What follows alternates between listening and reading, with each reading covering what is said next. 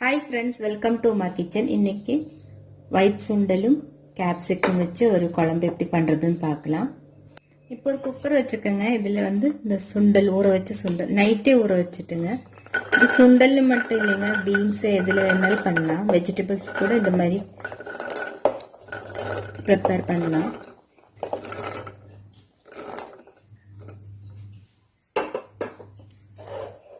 இப்போ இதில்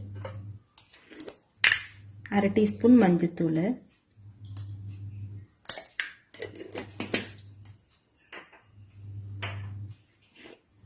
இது கொஞ்சம் ஸ்பைசியாக பண்ண போகிறேங்க. உங்களுக்கு எவ்வளோ காரம் வேணுமோ அதுக்கு தகுந்த மாதிரி பண்ணிக்கோங்க. அரை டீஸ்பூன் அளவுக்கு பெப்பர் தூள்,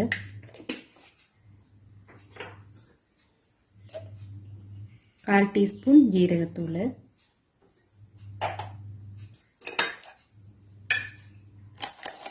நம்ம அரைக்கும் போதும் மிளகாத்தூள் போடுறோம். அதனால இப்போ இந்த காரத்துக்கு தகுந்த மாதிரி அரை டீஸ்பூன் மிளகாத்தூள். கொஞ்சம் ஸ்பைசியாக இருக்கும், நீங்கள் பார்த்து போட்டுருங்க. உங்களுக்கு எவ்வளோ தேவை அதுக்கு தகுந்த மாதிரி போட்டுங்க.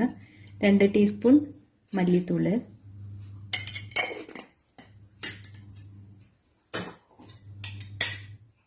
அரை டீஸ்பூன் ஜீரகத்தூள், இது கரம் மசாலா தூள். இப்போ இதில் தேவையான அளவு தண்ணி ஊற்றி கொஞ்சமாக உப்பு போட்டு வேக வச்சுக்கலாம்.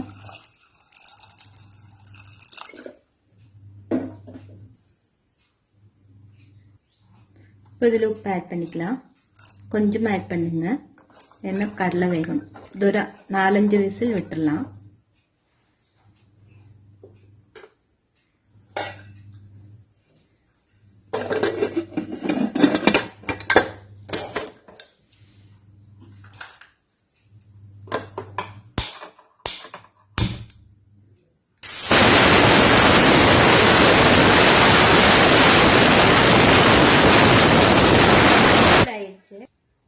இப்போ ஒரு கடாய் வச்சிருக்கேங்க. அரைக்கிறதுக்கு மசாலா ரெடி பண்ணிடலாம்.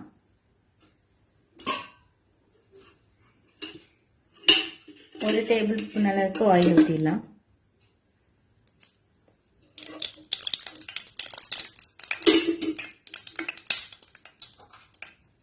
இப்போ இதில் ஒரு துண்டு பட்டை, 4 கிராம்பு, கொஞ்சம் 1/4 டீஸ்பூன் அளவுக்கு பெருஞ்சீரகம், அதாவது சோம்பு, அது பொரியட்டும்.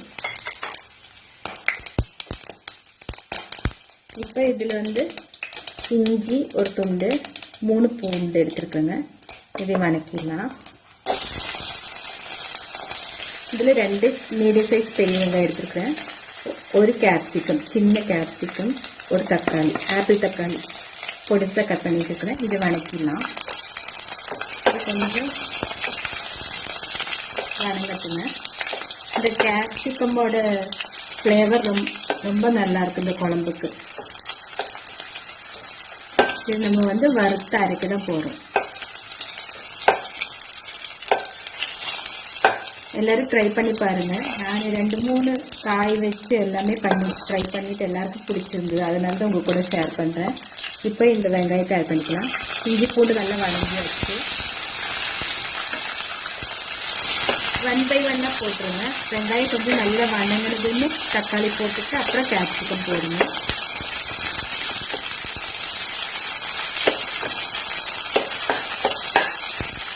இப்போ இது வணங்குறதுக்காக கொஞ்சோண்டு உப்பு ஆட் பண்ணிக்கலாம். நம்ம கடலை வேக வைக்கும் போது உப்பு ஆட் பண்ணியிருக்கோம், ஞாபகம் வச்சு பார்த்து கொஞ்சமாக போடுங்க. கொஞ்சமாக ஆட் பண்ணிக்கலாம். இந்த வெங்காயம் நல்லா வதங்கி வரக்காக தான்.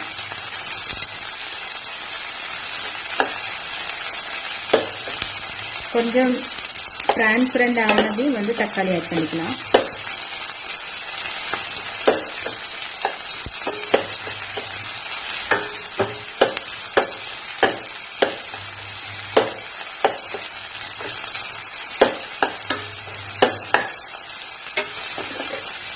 பாருங்க, டிரான்ஸ்பரண்ட் ஆயிடுச்சு. இப்போ தக்காளி ஆட் பண்ணிக்கலாம்.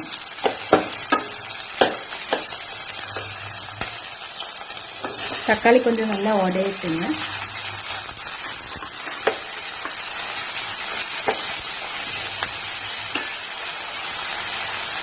மஞ்சத்தூள் எல்லாம் நம்ம நல்லா வேக வைக்கும்போது போட்டிருக்கோம், அதனால இதில் போட வேண்டியதில்லை. சும்மா மசாலா மட்டும் நல்லா வதக்கி விட்டா போதும். இப்போ இது தக்காளி உடையதுக்காக கொஞ்சம் நேரம் மூடி வச்சுக்கலாம்.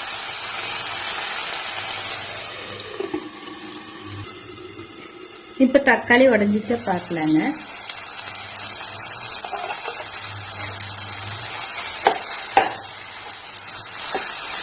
தக்காளியெல்லாம் நல்லா உடைஞ்சிருக்கு. இப்போ கேப்சிகம் ஆட் பண்ணிக்கலாம்.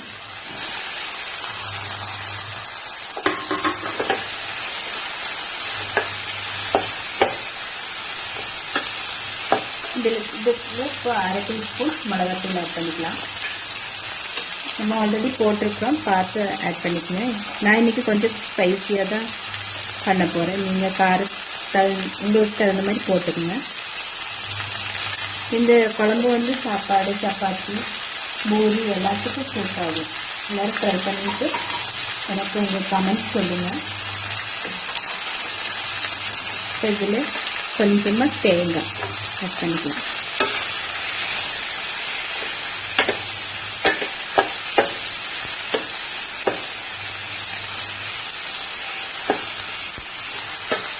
ரெண்டு டீஸ்பூன் மல்லித்தூள் அதில் போட்டிருக்கோம் வேக வைக்கும்போது.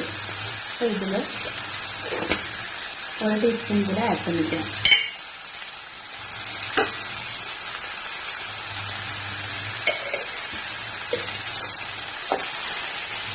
இப்போ ஆல்மோஸ்ட் மசாலா ரெடி ஆகிடுச்சு. இது வந்து நம்ம ஆற வச்சு நல்லா நைஸாக அரைச்சிடலாம்.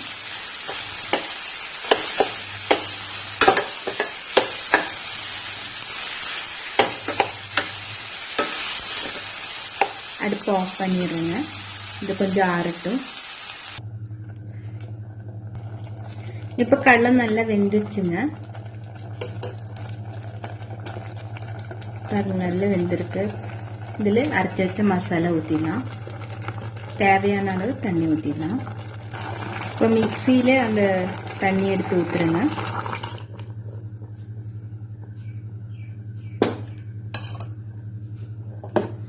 பூவுமே நல்ல மணமா இருக்குங்க.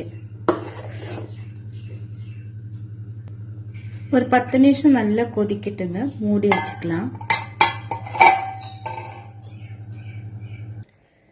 2 பச்சை மிளகாய் ஆட் பண்ணிக்கலாம். இது ஃபர்ஸ்டே அந்த மசாலா போடும்போது ஆட் பண்ணலாம். நான் மறந்துட்டேன். மூடி வச்சுக்கலாம்.